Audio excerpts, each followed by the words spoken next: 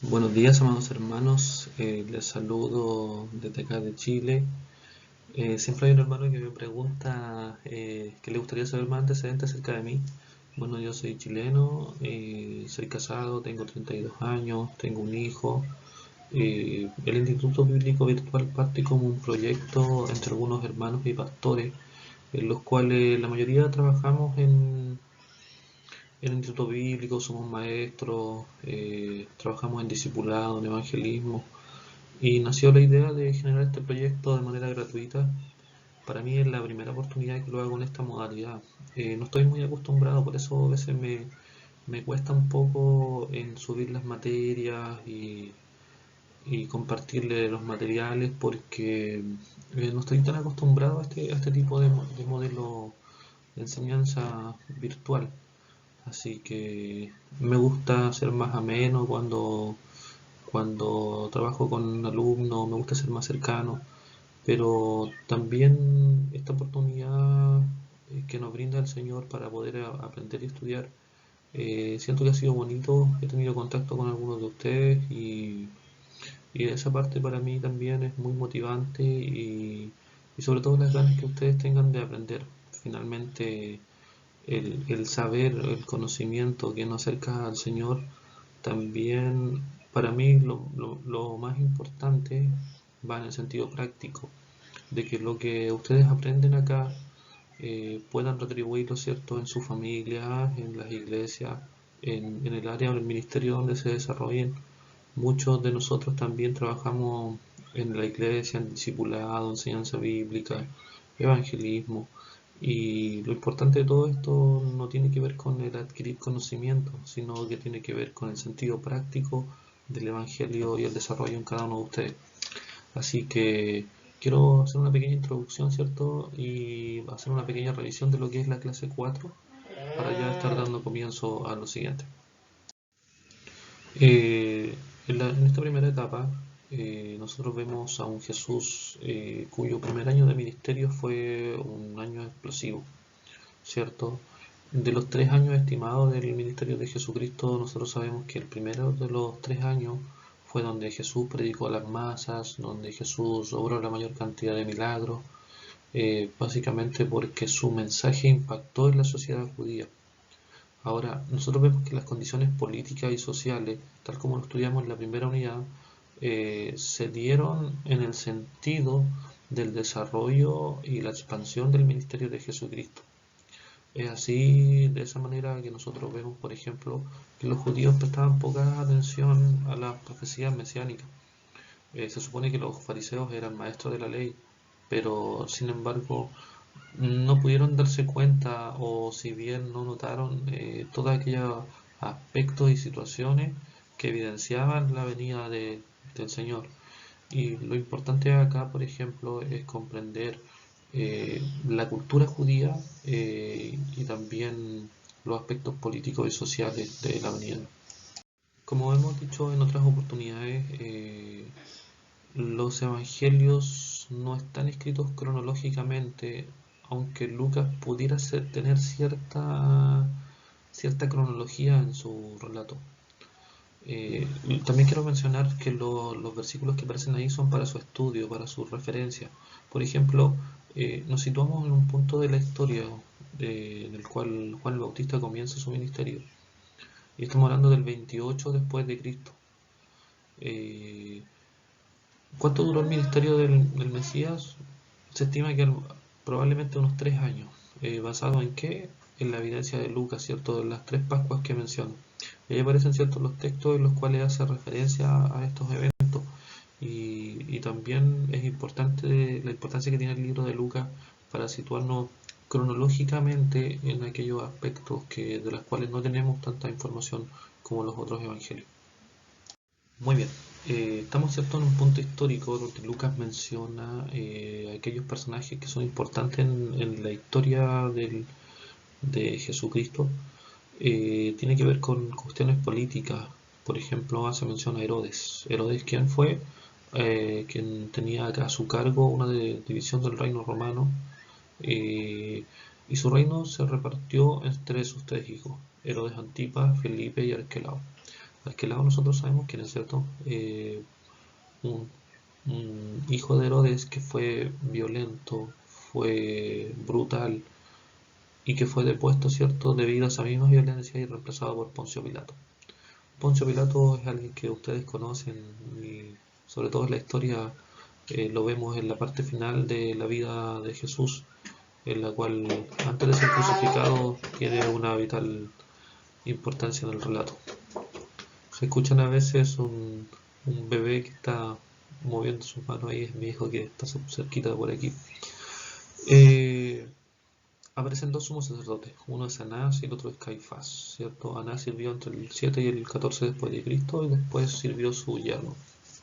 Ahora, el puesto de sumo sacerdote no era definitivo ni vitalicio, por eso también había parte de los intereses romanos fundados en ello, y también mencionar que los sumos sacerdotes eran saduceos.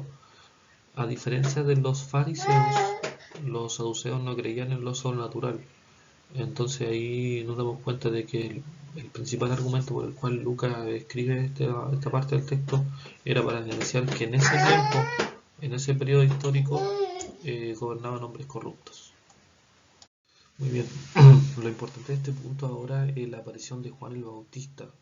Imaginen que, como dijimos en la clase número 1, en el periodo del silencio intertestamentario, vemos 400 años en los cuales no hubo, por decirlo de alguna manera, profeta, mensaje directo de parte de Dios. Si bien vemos a Dios obrando en la historia, no lo vemos como lo veíamos en el Antiguo Testamento. Entonces de la nada aparece en el desierto un profeta llamado Juan el Bautista, el cual trae un mensaje, y un mensaje fuerte y controversial. Esto tiene que haber despertado el interés de los líderes religiosos, saduceos y fariseos, en el cual el mensaje de Juan el Bautista era un mensaje de arrepentimiento y perdón. Entonces eso tiene que haber sido muy chocante para los líderes judíos. Y acá nosotros vemos en este aspecto cómo Juan el Bautista pasó de ser un personaje desconocido a un personaje polémico y un personaje que, cuyo único propósito era preparar la venida del Salvador. Respecto al bautismo de Jesús, hay que hacer referencia a los tres textos que aparecen arriba en la diapositiva y que son textos importantes que hablan acerca de este evento. Y la pregunta es: ¿por qué Jesús se bautizó si no tenía pecado? Ahí aparecen, ¿cierto?, los cuatro argumentos. Yo creo que el más importante era para recibir el Espíritu Santo, también para confirmar para confirmar el ministerio de Juan el Bautista. Y sobre todo, una de las cosas que llaman la atención es por qué el Espíritu Santo eligió la forma visible de paloma, ¿cierto? Como aparece en la Reina Valera haciendo referencia a una paloma. La idea, ¿cierto?, básicamente era para mostrar la bondad acerca de Dios, haciendo referencia a un animal que es piadoso o puro en ese sentido. Bien, nomás, hermanos, estamos en el punto, ¿cierto?, que habla acerca de la tentación de Jesús. Ahí aparece la referencia bíblica de este evento, tres textos sinópticos.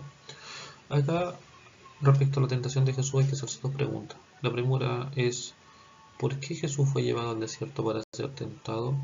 Y la segunda: ¿era posible que el Señor pecara? Sabemos, ¿cierto?, que Jesús es Dios y hombre, como lo define la Biblia, como lo define la teología evangélica, pero al mismo tiempo el Señor, en la parte humana, podía sentir la atracción hacia el pecado. Sabemos, como dice el texto de Hebreos 4:15, que Él fue tentado en todo, pero sin pecado. Por lo tanto, responder esta pregunta es sencilla. Ahí en los textos que hacen referencia podrán encontrar esa información. Muy bien, ¿por qué Dios quiso que Jesús fuera tentado? Podríamos afirmar cuatro cosas. La primera era para que Cristo, ¿cierto?, aprendiera a llevar una vida de abnegación y sufrimiento, básicamente para rechazar la senda del poder en su parte humana. También para experimentar la tentación, así Dios puede compadecerse de los que son tentados. También como una señal de que Él venía a destruir las obras del enemigo, y también para enseñarnos que se puede alcanzar la victoria. enseñarnos a resistir al diablo y darnos una vida en Cristo, sabiendo que Dios se compadece de nosotros. Satanás pone a prueba a Jesús de tres maneras, y la primera de ellas tiene que ver con la tentación de usar los poderes divinos de Jesús para aliviar sus necesidades físicas. De ahí se desprende cierto el texto clásico que aparece en el relato del Evangelio, en la cual el diablo le dice a Jesús: "Di que estas piedras se conviertan en pan". Haciendo una referencia a ello, nosotros podemos ver que muchas veces las cosas buenas y divinas pueden ser usadas con fines egoístas. Como la referencia al texto de 1 de Corintios 12:14, donde nosotros vemos aspectos de los dones del Espíritu usados de mala manera. La segunda parte de la tentación del diablo hacia Jesús tiene que ver con desafiar lo que es la providencia de Dios y el cuidado de Dios. Por ejemplo, una persona que maneja a alta velocidad no es una persona que tenga una gran fe que no le va a ocurrir algún accidente, sino una persona que tienta a Dios. También Satanás apela al orgullo de Jesucristo. Satanás cita la escritura incorrectamente, dándonos a entender también que, por ejemplo, muchas personas pueden citar la escritura y eso no implica de que sea una persona cristiana, nacida de nuevo, que tenga el Espíritu Santo, sino que también se puede usar la escritura de manera negativa y egoísta. Lo notable de esto es cómo Jesús interpreta la escritura del Antiguo Testamento, dando a entender la evidencia del Espíritu Santo y el correcto manejo de la palabra de Dios.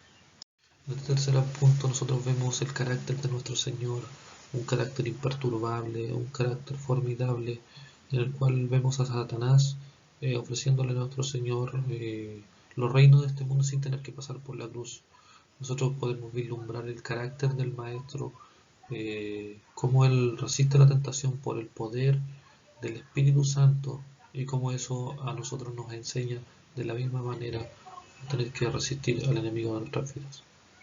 En estos textos que hacen referencia al ministerio de Jesús en Galilea, que ustedes pueden leer en su Biblia, vemos el momento histórico en el cual Jesús deja Judea para concentrarse su ministerio en la región de Galilea.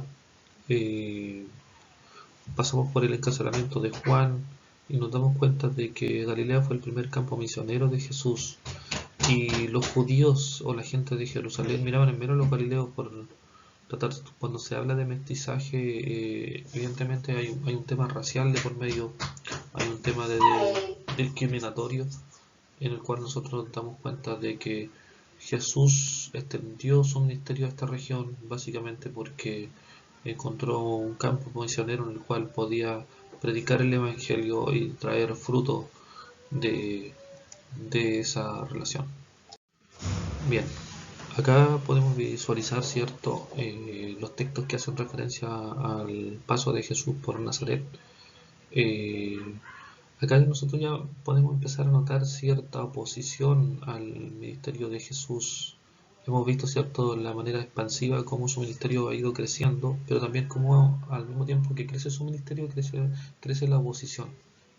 Jesús, ¿cierto?, entró en la sinagoga como era su costumbre, y las sinagogas no tenían maestros definidos o predicadores, sino que muchas veces aleatoriamente una persona compartía una lección del día, y visualizamos a Jesús haciendo esta referencia y leyendo textos del libro de Isaías, y ahí vemos el primer evento en el cual los judíos se proponen abiertamente matarlo o acabar con su ministerio. Bien, y como parte final, ¿cierto?, de la clase 4, me gustaría denotar lo que son los detalles del ministerio de Jesús en su primera etapa, haciendo referencia primero que nada al poder del Espíritu Santo en el ministerio del Maestro, sobre todo lo que se refiere a las palabras, a lo que se refiere al mensaje de Jesús y a los milagros, y también a cómo este mensaje de Jesús difiere del mensaje de los líderes religiosos. Por ejemplo, los líderes religiosos afirmaban que el símbolo del favor divino, de la aprobación de Dios, tenía que ver con la riqueza material. Y como último punto hace referencia al tema de del triunfo del Señor Jesucristo sobre las obras del enemigo, sobre la posesión demoníaca, la liberación y las enfermedades, haciendo referencia a cuán grandes obras maravillosas hizo nuestro Señor en aquel entonces. Bien, hermanos, entonces respecto a la clase 4, extiendo esta pequeña revisión, lo invitándolo desde ya, ¿cierto?, a leer el apunte en el cual se basa la mayoría de lo que es la tarea de la clase 4.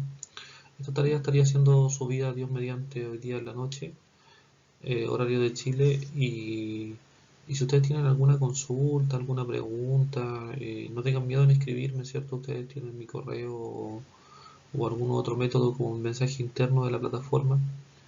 Así que espero que les sea de edificación y nos estaremos viendo, Dios mediante, en otra oportunidad.